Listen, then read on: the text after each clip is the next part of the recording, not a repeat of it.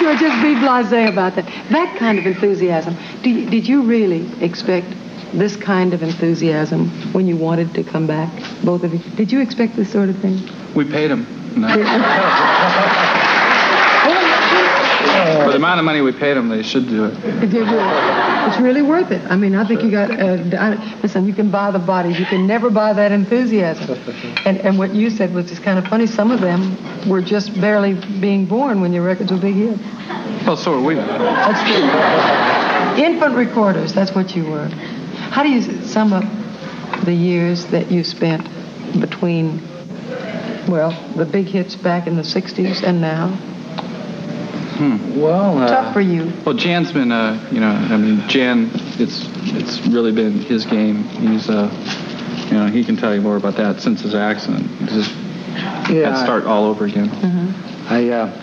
In 1966, I guess, I was before the accident, the morning, as I drove into my break from the medical school, and that was hard just in school, at the medical school. Sure, really tough. And then I went to my draft board with the number, when I was supposed to go into nice little card, into his Vietnam, and with his little number and all that. And, it was kind of hard. It was a depressing day. Yeah, right. And I walked out of the draft board office, and I got into my car, and I was real uptight, and I went out towards Whittier, and I didn't see another truck that's parked, and I passed, and I didn't see him coming the other way, and was screamed just really broadside. It was really but I don't even remember the accident because I had was amnesia before, and it was rough. But anyway, I had to recover all over again. You had to start practically, really, the basic things. It's like learning to walk, to talk, to be able to make muscles move that were reflexive before. Yeah, It's incredible how you've done. I mean, I think you're fabulous. I saw that,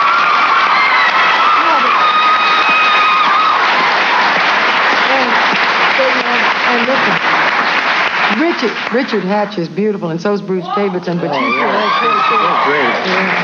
But you know that it really was remarkable, and I sensed in the last part. And I was asking about the pride that you had when you never would call on Dean to help you when you wanted to put your music down. That was a difficult time for you too, wasn't it? When he wouldn't allow you to help. Well, I was used to it. Yeah. Really.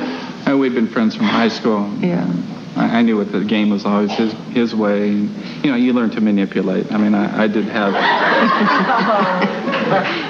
I didn't pay you guys to laugh at that.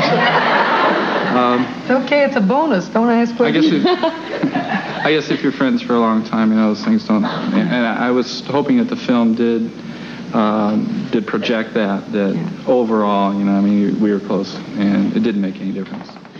Do you do a lot of performing now? Have you done many concerts? Well, I don't know. I don't think you could call it a lot of performing.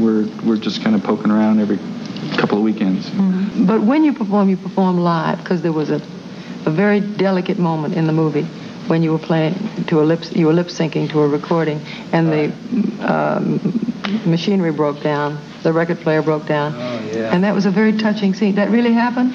Oh, it was absolutely the truth. We remember the booze. Yeah. I don't know if I'll make it real short, but actually it didn't really happen that way. But they felt, the people making the movie felt it was too complicated to explain exactly what did happen. I thought it'd be funny to program a tape that sounded like a record skipping, because back in the 50s and early 60s, a lot of stuff was lip sync, and we even did concerts where you did lip sync. It was standard policy. They have a little record player, and they put on a record.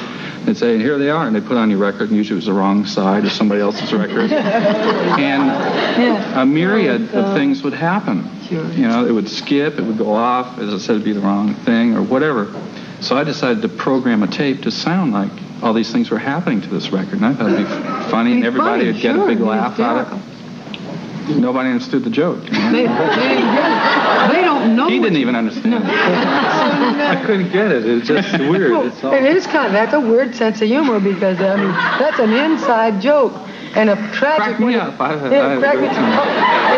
It would crack you up unless you were in front of a large audience and it suddenly happened, which I'm sure has happened to all of us. Every once in a while you get out there and everything is perfect and then you find out wasn't you there. It was some sort of a clone. That was a dramatic license that they took. Well, they just felt it was too complicated and people wouldn't really understand why, and that is rather stupid for somebody to do. So they just said, forget that. The tape did, in essence, sound like it. At least the audience did figure out it was lip sync, and that was the important issue. That was it, sure. How does it feel? Just tell me how it feels. Great. Great. Yeah. You love it. That's a warm and wonderful feeling. You deserve it. When you've created something, when you've had a new sound, and you've created it, and you've been true to it, and people remember. I think that's the best part. The audience is not as whimsically forgetful as they've been made out to be. They really are. I think that's very good.